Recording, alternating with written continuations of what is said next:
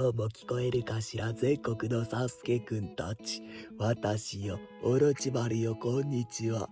いきなりだけど、今近づいている台風19号によって、沖縄や宮古島など、南西諸島学年の里に住んでいるサスケくんの生活が脅かされようとしているのよ。わざわざ動画を撮るほど危険な台風なのか、その訳を2分で解説するから、現地に住んでいたり友達のいたりするサスケくんは必ず見てちょうだい。まず一つは沖縄が風の危険範囲に入る予想の点よ。これを見てちょうだい。赤矢印は台風の進行方向、黒矢印は回転方向よ。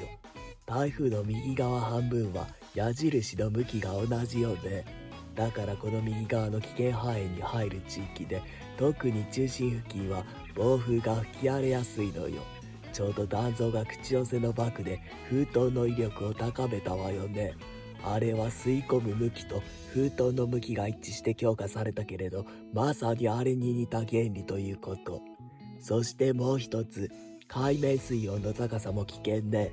これは日本周辺の海面水温のデータを水月に調べさせたものよ。台風はおよそ26.5 度以上の海域で発生維持されるけれど、現在の水温はそれより3度以上高いわよね。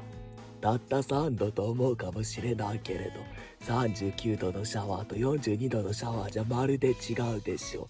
それだけ熱と水分が台風に供給されるのだから、豪雨の危険が高まっているわ。だからこそいつもの台風と違うということ。現地のサスケくんは潮位の上がった海に近づかず、吹き飛びやすいものが家の周りにないか確かめておくのよ。では、サスケくんたちの無事を祈って、口寄せ30羅生門。